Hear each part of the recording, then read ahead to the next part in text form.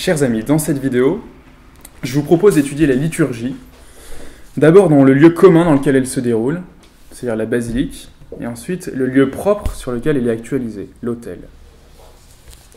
Tout d'abord, la basilique. Je vous propose de voir d'abord en quoi est-ce qu'elle est un lieu impérial, et ensuite en quoi elle est l'héritière du temple de Jérusalem. Un lieu impérial donc. Pourquoi ? Eh bien parce que Basileus, d'où vient le nom basilique, signifie l'empereur, le roi.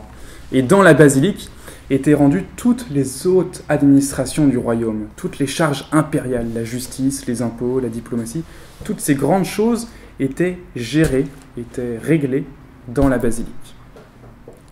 La liturgie elle-même est un mot qui renvoie à ces réalités. La liturgie désigne un service public.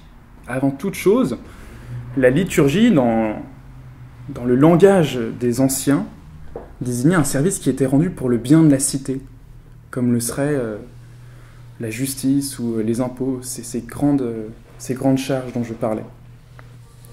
Ainsi, pourquoi est-ce que les chrétiens ont repris ce lieu et ces termes pour parler du culte ?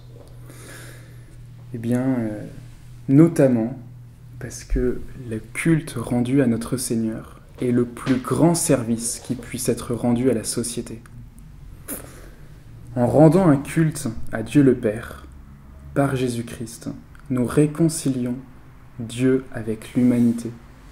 La liturgie réunit dans l'amitié nouvelle, dans une amitié retrouvée, les hommes qui étaient dans une condition déchue avec Dieu le Père. Et cela est le plus grand service qui puisse être rendu à la société. Ensuite, la basilique est l'héritière du temple de Jérusalem. Dans le temple de Jérusalem, on distinguait plusieurs espaces. D'abord, le parvis des païens, ensuite le parvis des femmes, puis le parvis des hommes, le parvis des prêtres, avant d'arriver au sanctuaire. Et dans le sanctuaire se trouvait le Saint des Saints. Et dans ce Saint des Saints, il y avait l'Arche d'Alliance sur lequel reposait la présence de Dieu, la Shekinah. Et ce lieu était immensément sacré. À ce point sacré que le prêtre, le grand prêtre, ne pouvait y rentrer qu'une fois par an, lors de la fête du Grand Pardon, du Yom Kippour. Et bien de même, la basilique chrétienne est un endroit sacré, même si la présence de Dieu a été répandue par toute la terre, si le voile du temple est déchiré. Comme le dit l'introïte de la dédicace, « Terribilis iste locus est ». Ce lieu est terrible, ce lieu est immensément sacré, parce que s'y trouve la présence de notre Seigneur. Et ce symbolisme de l'Arche d'Alliance sur lequel reposait la présence de Dieu est renouvelé et actualisé et symbolisé encore de nos jours par la présence de notre Seigneur sur l'autel. La présence de notre Seigneur sur l'autel. Voilà pourquoi il convient que le tabernacle, là où réside notre Seigneur, se trouve sur l'autel, ou dans sa continuité, pour manifester notamment cette continuité avec le culte juif. Après avoir étudié la basilique, nous allons passer à l'autel. Et dans l'autel, nous pouvons voir que c'est d'abord le symbole de notre Seigneur Jésus-Christ, encore le lieu sur lequel il accomplit son sacrifice, auquel est associé le culte des martyrs.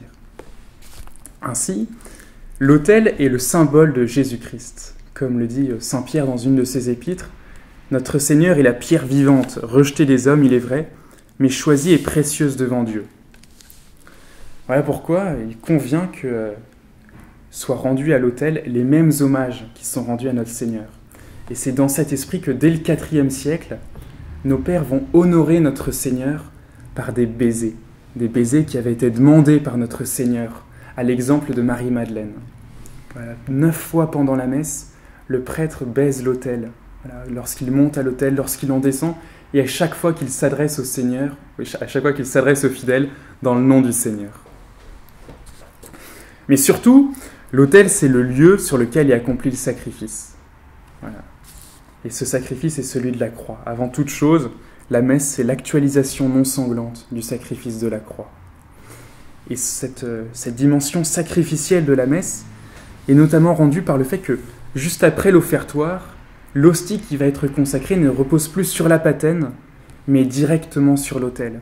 comme l'était dans les temps anciens la victime qui était immolée, comme l'était l'agneau pascal immolé sur l'autel. Enfin, l'autel est associé au culte des martyrs. Eh bien, le lien est assez évident en effet. De même que notre Seigneur a donné sa vie sur l'autel, les martyrs, eux, ont actualisé dans leur chair ce sacrifice. Ils ont versé leur sang pour le salut du monde. Voilà pourquoi très tôt, la messe va être célébrée sur un lieu de sépulture de martyrs, ou un lieu dans lequel est déposée leur relique. Dès le IVe siècle, on voit des confessions ou des sépulcres, des petits espaces dans lesquels se nichent des reliques des martyrs. Et cela se fait notamment pour actualiser cette parole de Saint Jean dans l'Apocalypse. « J'ai vu sous l'autel les âmes de ceux qui avaient été immolés pour la parole de Dieu. » Alors, pour nous-mêmes, eh bien, lorsque nous allons à la messe, ayons à cœur de recourir à l'intercession des saints et particulièrement des martyrs pour présenter au Père nos demandes. Amen.